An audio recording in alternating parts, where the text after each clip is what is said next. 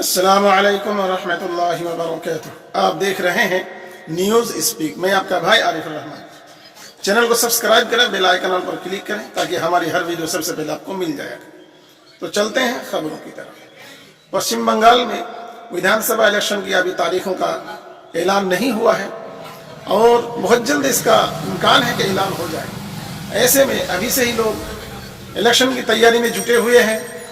पार्टियों से, अलग अलग पार्टियों से लोग जुड़ रहे हैं, अलग अलग पार्टियों से लोग बिखर भी रहे हैं और अन्य पार्टियां ज्वाइन कर रहे हैं। ऐसे में देखा जा रहा है कि इस वक्त तृणमूल का बाजार बहुत गर्म है और बहुत ही इसकी पार्टी से अक्सर बड़े बड़े नेता लोग तृणमूल कांग्रेस छोड़कर अन्य पार्टियां ज्वाइन कर रहे हैं। इस वक्त जो आज की खबर है, नवापारा से विधायक सुनील सिंह और बनगांव से विधायक विश्वजीत दास, ये दोनों पश्चिम बंगाल की सीएम ममता बनर्जी उनके इस मुलाकात की उनके पांव छूते हुए नजर आए। ये दोनों विधायक पहले तृणमूल से वापसी कर बीजेपी में गए थे और इस वक्त फिर अटकलें लगाई जा रही हैं। विशेषज्ञों से पता चला है कि ये दोनों फिर से तृणमूल में वापसी कर सकते हैं, ऐसी संभावना बताई जा रही है।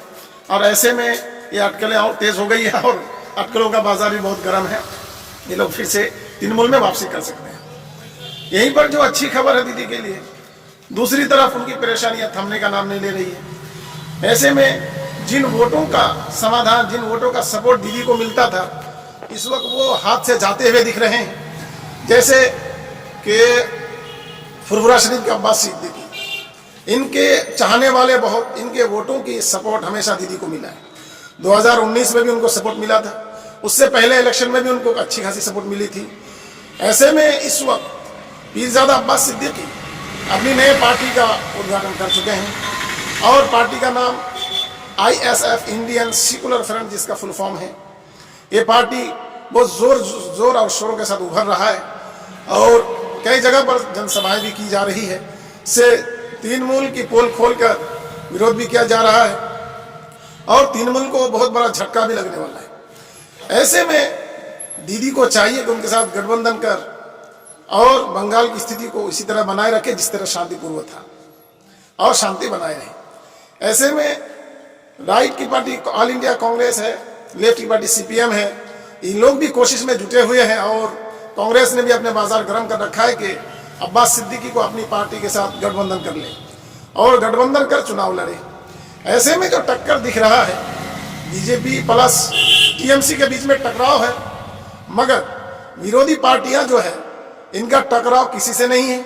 मगर फिर भी अब्बास सिद्दीकी के नए पार्टी गठन करने से उनके साथ जो गठबंधन में होगा उनको फायदा नजर आ रहा है कि कुछ सीटें उनको हासिल हो सकती है, जिससे कुछ सीटें अगर बढ़ जाती है तो ऐसे में ममता दीदी को बहुत बड़ा झटका लग सकता है और सरकार हार का सामना कर सकती है।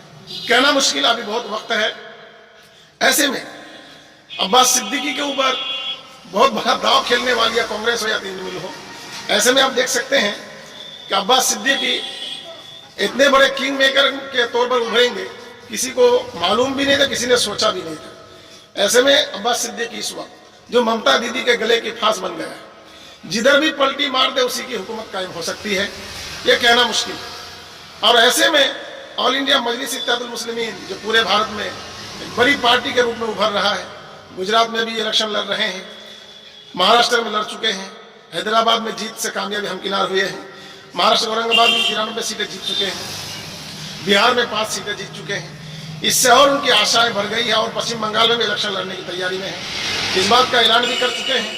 मालदा, मुर्शिदाबाद, नदिया, 24 परगना, उत्तर दिनाजपुर, दक्षिण दिनाजपुर में जो बिहार से सटे हुए लगे हुए इलाके हैं और इसमें असदुद्दीन अवैसी की चाल है कि इसमें 10% हिंदी भाषी है और लगभग 90% इसमें बांग्ला भाषी मुसलमान है।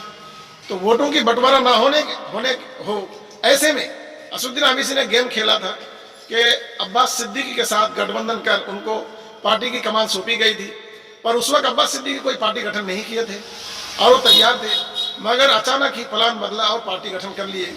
ऐसे में इस वक्त देखा जा सकता है कि अब अब्बास सिद्दीकी की गठबंधन किसके साथ होगा। अब मुसलमान वोटों का जो लोग और अन्य पार्टियां जो मुसलमानों की वोटों को लेकर गेम खेलते थे, इस बार पलड़ा उल्टा हो गया। बाजी पलट गई है। किसके साथ कितना वोट जाएगा, वोटों को बंटवारा होकर, इससे सबसे बड़ा जो धक्का लग सकता है वो ममता दीदी को लग सकता है। और अन्य पार्टियां जो है उनका तो किसी से टकराव नहीं है, वोट के बिखरने से उनको कुछ सीटें मिल सकती है पर बहुमत तो नहीं मिल सकता, ऐसी उन चांस नहीं है। या तो टीएमसी की सरकार बनेगी या फिर बीजेपी की सरकार बनेगी।